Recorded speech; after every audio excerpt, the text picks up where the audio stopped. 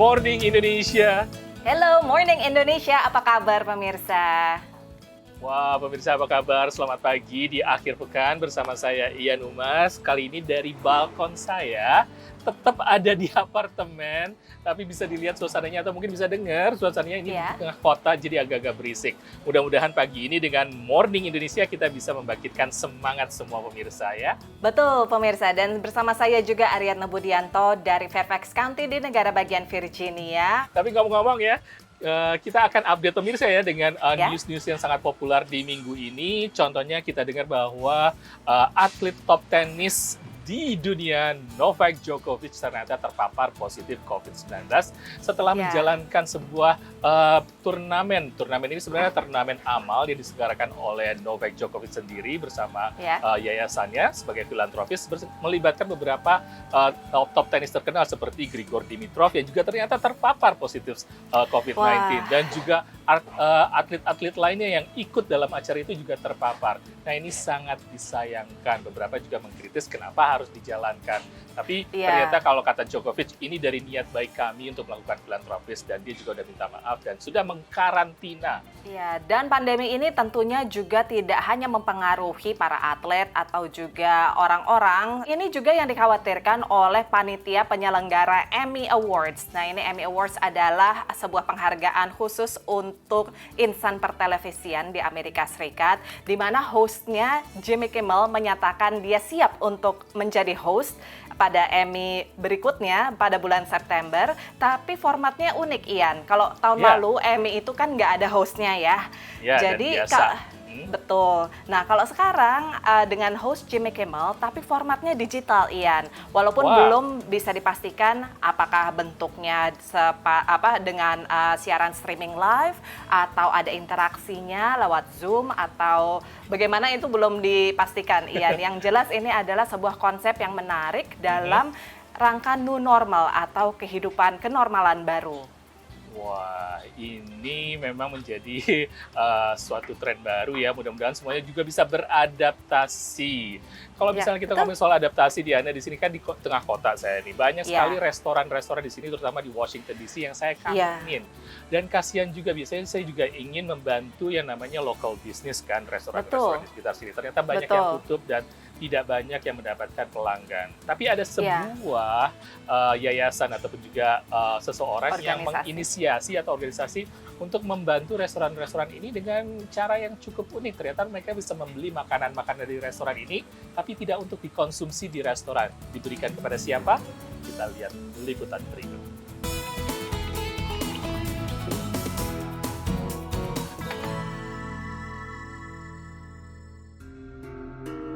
Elena Tompkins sudah 20 tahun lebih menjadi pelobi industri perawatan kesehatan. Ia sebenarnya kurang peduli pada industri restoran. Tapi setelah pandemi corona masuk Amerika, banyak teman wirausahanya mengatakan terpaksa mem-PHK karyawan bahkan menutup bisnisnya. Dan Elena ingin membantu. I came about this idea in the middle of the night. When I had been talking to a friend of mine who owns a restaurant, and he had been talking about how devastated it was to get the order that restaurants had to be closed. And I woke up at 3 in the morning and thought, oh, well, why don't we just send some food to hospitals, since there will unfortunately be a large volume of people at hospitals. Elena menghubungi beberapa temannya dan mereka patungan untuk membelikan makanan bagi 40 pekerja medis di rumah sakit terdekat. Saat ia sedang mengantar makanan, puluhan pesan masuk dari orang-orang yang menawarkan bantuan. Itulah awal dari organisasi relawan Feed the Fight yang lahir sebagai kelompok relawan kecil di bulan Maret dan saat ini sudah memiliki lebih dari 1.000 donatur.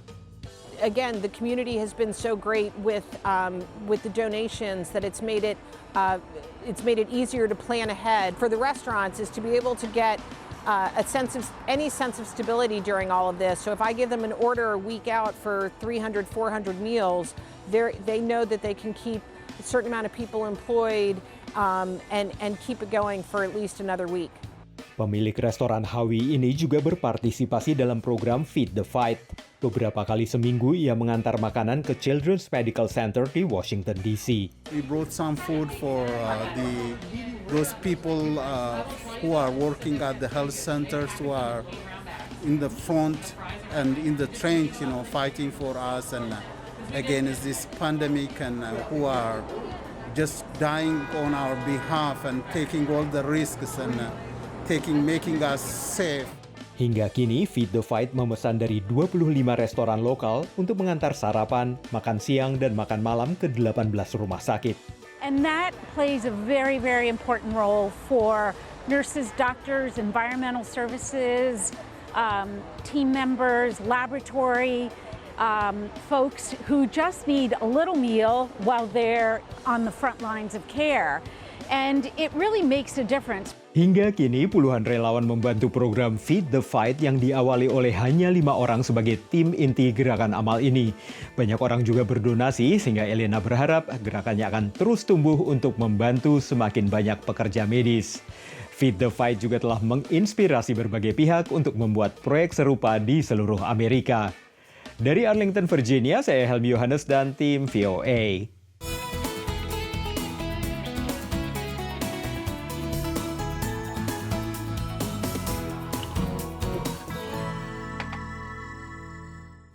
Menarik sekali Ian, jadi gerakan Eat Local atau Support Local Business itu sangat baik dan ini digalakkan baik di media sosial maupun di berbagai media konvensional ya Ian ya.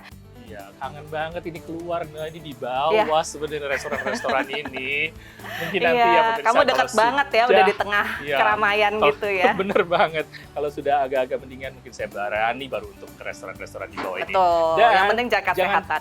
Bener, ya jaga kesehatan yang penting. Jangan kemana-mana karena setelah ini saya akan ketemu dengan mahasiswa-mahasiswa Indonesia yang sangat kreatif dan peduli sosial terhadap COVID-19.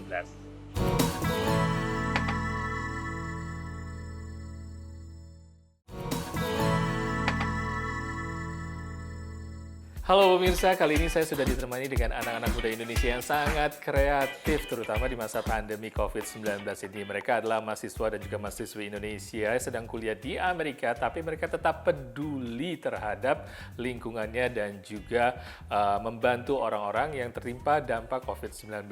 Ada bentuk upaya yang sangat kreatif dilakukan oleh mereka yang namanya konser untuk Indonesia. Dan kita sudah siap-siap bertemu dengan 3 mahasiswa dan juga mahasiswa Indonesia. Ada Sharon di Boston dan juga Anas di Boston. Dan juga ada Ardian, ya ini dia adalah Presiden Permias, Persatuan Mahasiswa Indonesia di Amerika yang saat ini sedang ada di Jakarta. Halo kalian bertiga, apa kabar? Halo Mas, baik. Oke, kita langsung aja di ngobrol nih dengan Sharon. Konser untuk Indonesia yang rencananya dilakukan tanggal 4 Juli. Nah ini konser apa ini, Sharon bisa dijelaskan? Basically ini merupakan konser virtual yang pre-recorded. Jadi kita akan siapin semua bahan dan semua rekamannya terlebih dahulu, baru habis itu di-compile dan nanti tinggal di-streaming di platform streamingnya. Konser ini tujuannya sih kita membawa lagu-lagu Indonesia dari pop hingga lagu-lagu daerah juga yang kita aransemen ulang untuk membantu dalam menggalang dana untuk gerakan Bagi Asa ya dari Food Bank of Indonesia agar bisa memberi pangan kepada warga-warga Indonesia yang kena dampak COVID-19 gitu di masa-masa pandemi ini. Nah, konser ini melibatkan siapa aja nih? Kamu kan ada di Berklee College of Music di Boston ya. Nah, ini apakah musisi-musisi dari universitas ini ataupun juga menggabungkan musisi lainnya? Gimana proses penggabungan para kolaborasi ini? Jadi musisinya tuh saat ini sih nggak cuman yang lagi di Berklee aja ya. Lokasi-lokasinya tuh di mana-mana. Ada yang lagi di Eropa, ada yang lagi di negara bagian lain, ada yang di Indonesia, ada yang di sampai Aussie juga ada. Banyak kan itu alumni atau active student di Berklee. Tapi juga kita mengajak seniman-seniman Indonesia untuk berkolaborasi. Musisi-musisi Indonesia? Jadi Iya, siapa musisi aja Indonesia. kalau musisi Indonesianya, Sharon?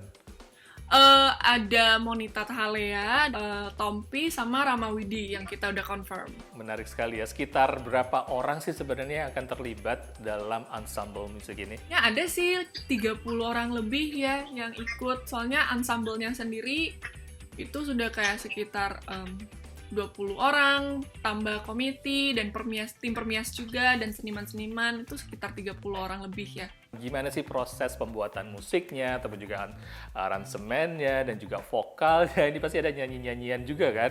Nah, Anastasia, kamu nyiapin berapa lagu nih, dan gimana proses pemilihan lagunya? Jadi, kita bakal ada 9 lagu buat konser ini. Tadi as mentioned, lagunya ada 2 tipe kan. Ada satu yang very classic pop, itu udah pasti auto semua orang bakal bisa nyanyi bareng, semua orang tahu lagu itu. Dan juga ada kita incorporate music tradisional Indonesia. Karena ini tayang di YouTube ya secara digital nanti, pastikan penontonnya juga nggak cuma Amerika dan Indonesia juga. Harapan kamu kalau dari penonton Indonesianya gimana? Konser yang kita harapin bisa bawa kalian nyanyi bareng, kalian bisa nyanyi bareng, bisa seneng-seneng bareng gitu. Walaupun keadaannya rada susah gitu ya, kita virtual konsernya, cuma ini tetap just like any other concert untuk membawa kayak kesenangan di masa-masa ini gitu. Juga kita akan buka donasi. Tadi juga ngejelasin ada musisi-musisi Indonesia. Ini ada Tompi. Ini udah nama-nama besar seperti ini. Kamu mahasiswa kan ya, mahasiswa di sekolah musik. Gimana nih kamu tiba-tiba berkolaborasi dengan para musisi dan juga vokalis-vokalis terkenal ini? Mereka pas kita reach out, mereka positif banget. Emang artis-artis ini kebetulan terkenal sebagai orang-orang yang suka ikut-ikut acara-acara kayak gini, yang konser galang dana. Jadi mereka positif banget responsnya, langsung on board, mau ikut, very excited. Jadi kita juga seneng gitu kerja bareng mereka. Dan ternyata Permias atau Persatuan Mahasiswa Indonesia juga ikut terlibat mendukung acara ini. Kita sudah terwakili di sini dengan Ardian yang sedang ada di Jakarta, presiden dari Permias di Massachusetts. Nah, Ardian bisa dijelaskan gimana bentuk kolaborasi dan dukungan kamu terhadap upaya konser untuk Indonesia ini? Kita nih sama Berklee Indonesian Association kan udah sangat bersahabat lah ya. Sini udah historik sekali dan sebelum-sebelumnya kita juga sudah menjalin kolaborasi dan kerjasama. Kita menyokong mereka dalam konser legenda mereka dan Indonesian Cultural Night. Dan kali ini alhamdulillah kita dapat menyokong lagi mereka dalam kesempatan charity concert ini. Dan di sini role Permias Massachusetts adalah media outreach. Kita reach media-media supaya dapat meliput konser ini seperti VOA, Business Indonesia, dan Trans TV. Dan kita juga menjalin kerjasama dengan FOI atau Food Bank of Indonesia. Jadi kita akan menyalurkan semua dana dari charity concert ini kepada mereka. Anas, kamu kan ini tanggung jawabnya cukup besar nih untuk mengatur para musisi juga gitu, ensemble dan segala macam, aransemen, vokal semua. Nah itu gimana Pak Anas? Jadi kita tuh deadline-nya very precise. Terus kebetulan untuk 9 lagu yang tadi udah aku sebutin itu arrangernya beda-beda gitu. Jadi untuk konser ini aku butuh record audio dan video juga. Nah kemarin tuh sempat aku kelabakan kerjain tugas sekolah belum kelar, terus habis itu harus record audio buat konser ini juga. Jadi kebetulan aku ngerjain for 4 hours straight, nyanyi aja gitu di mic, gara-gara udah harus kelarin dua-duanya gitu. Sharon, kalau untuk target gimana? Setiap acara kan pasti ada targetnya, capaian atau goal yang dari konser ini apa? Untuk target kita sebenarnya kalau jumlah persis gitu kita nggak ada ya, karena kita udah cukup kayak bersyukur dan cukup happy juga kalau udah pada meluangkan waktu untuk memberi, untuk menyumbang dana dan menonton konsernya juga. Itu kita udah bersyukur banget. Agar bisa memberikan orang lebih banyak waktu juga untuk menyumbang, kita bakal kasih sekitar sampai 3 minggu ya, soalnya kan kalau streaming di YouTube itu videonya bakal stay di sana kan, nggak bakal hilang. Nama gue Sharon, gue presiden Berklee Indonesian Community dan salah satu pemain biola di Berklee Indonesian Ensemble. Dan gue pengen ngajak kalian semua untuk nonton konser untuk Indonesia dalam mendukung inisiatif Bagi Asa dari Food Bank of Indonesia. Bakal seru banget, kita bakal perform banyak lagu-lagu favorit Indonesia dengan seniman Indonesia juga. Jangan lupa ya nonton Sabtu tanggal 4 Juli jam 8 malam waktu Indonesia Barat atau jam 9 pagi Eastern Standard Time. Salam pangan untuk harapan.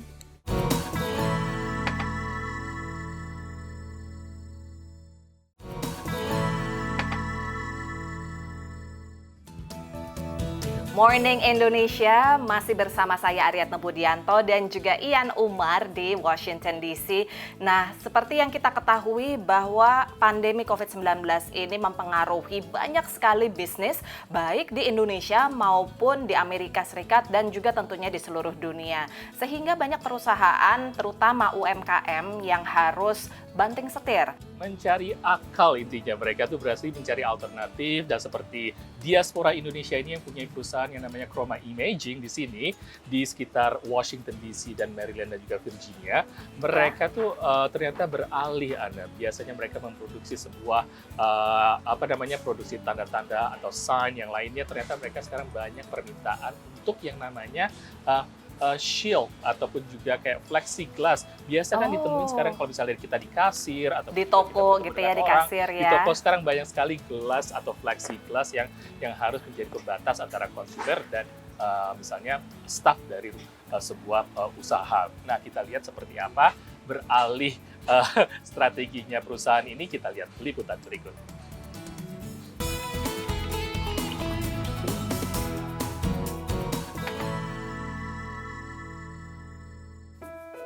Pandemi COVID-19 memberikan dampak yang besar dalam segala aspek kehidupan, termasuk dalam dunia usaha.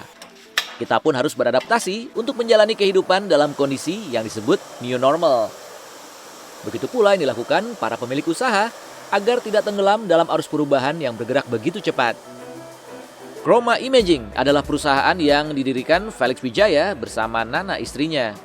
Sejak tahun 2012, perusahaan yang berbasis di Washington DC metro area ini memproduksi banner, spanduk, booth, display, dan beragam barang keperluan pameran atau eksebisi. Namun ketika pandemi COVID-19 melanda Amerika, semua event dibatalkan yang otomatis berdampak langsung pada usaha miliknya. Boleh dibilang mati total sejak Maret tanggal 12. Maret tanggal 12 karena kita nggak tahu seperti apa bisnis kita, mau nggak mau pegawai-pegawai sebenarnya kita let go untuk 2 bulan. Namun Felix sadar, ia harus segera bangkit dan melakukan adaptasi secepat mungkin untuk menyelamatkan perusahaan yang baru saja membuka kantor keduanya di Orlando, Florida, dengan melakukan alih produksi, membuat alat pelindung diri yang sangat dibutuhkan saat ini.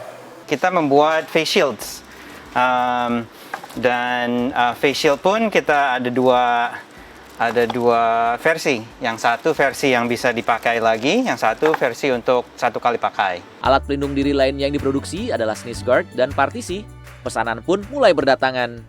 Kita banyak orderan dari kantor-kantor dokter gigi.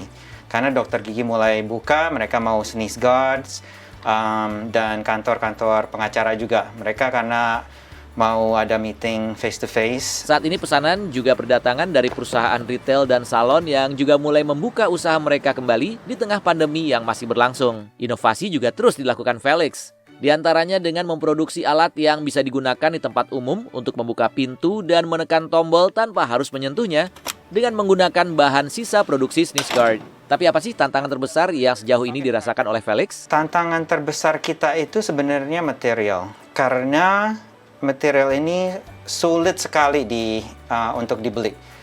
Karena banyak perusahaan yang tutup, banyak manufacturing yang tutup. Untuk mengatasinya ya kita karena kita memang perusahaan kreatif, kita pakai produk-produk yang memang kita sudah ada di shop kita ini. Jadi salah satu kunci untuk bisa menghadapi new normal ini adalah harus kreatif dan cepat beradaptasi, dimulai dengan memanfaatkan apa yang sudah ada.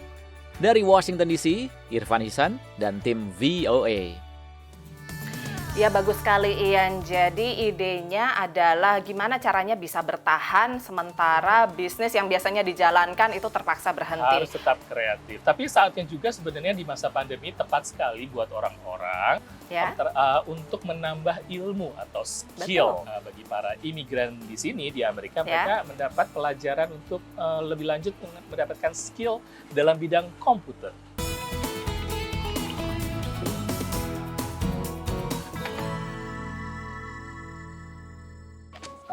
Selama 2 dekade lebih, LSM Computer Core telah membantu warga imigran berpenghasilan rendah untuk menguasai komputer dan internet. Menurut survei Pew Research Center pada tahun 2019, 4 dari 10 keluarga di Amerika Serikat dengan penghasilan tahunan kurang dari $30.000 atau sekitar 422 juta rupiah tidak mempunyai komputer di rumah mereka. Our mission is to serve low-income adults who need basic computer skills to get a job. Instruktur di Computer Core telah membantu lebih dari 3.000 siswa yang berasal dari 60-an negara dan lebih dari 100 bahasa. Our average age is around 45 or 50, so you get a lot of adults, whether they've been here 20 years, they might already have their citizenship. Some people have just come over, but you get a lot of adults who kind of missed the whole computer revolution for 20 years. Selama karantina, mereka kesulitan menjalankan proses belajar mengajar karena umumnya peserta tidak punya komputer. Jadi LSM ini mulai membagikan komputer. We started asking for donations to purchase low-cost refurbished computers off the internet and have them delivered, and then meet with students individually wearing masks and gloves and hand them computers, and then when they get home we work with them over the phone to help them learn how to set it up. 70% peserta Computer Core adalah perempuan. It's not easy nowadays to find a job if you don't know how to use even the basics. So doing this, just teaching our students and reaching out for people who are struggling. A lot of our students, even the alumni, lost their jobs. Khairiyah El-Guj bermigrasi dari Libanon tahun 1994. Ia menghabiskan 25 tahun bekerja di tempat-tempat yang tidak membutuhkan keterampilan komputer. Terakhir sebagai asisten guru di sebuah tempat penitipan anak. I getting, more comfortable, like going on computer, learn what is the structure of the computer, like programming or filing a document or going on Excel or PowerPoint. I didn't have any idea about this. Menurut pakar, banyak orang, terutama dari generasi yang lebih tua, meyakini bahwa keterampilan komputer merupakan sesuatu yang sulit mereka jangkau dan pahami. Nyatanya, banyak pengajar Computer Core yang juga baru belajar komputer setelah terlibat di organisasi ini. Dari Falls Church, Virginia, VOA. Mudah-mudahan para pesertanya bisa mendapatkan skill baru dan mempunyai skill untuk bisa bertahan di tempat yang baru. Dan pemirsa, kayaknya saya udah lapar nih. Tadi kayak saya ngeliatin croissant saya di depan. Aja ya. Ngeliatin aja. Nah, terima kasih banyak sudah menemani kami dan kami menemani Anda di Morning Indonesia selama 30 menit tadi. Dan mudah-mudahan menjadi inspirasi kita semua. Saya Ian Umar dari apartemen saya di Washington DC. Dan dari Fairfax County, negara bagian Virginia, saya Aryatna Budianto. Sampai ketemu lagi minggu depan. Dadah! Bye!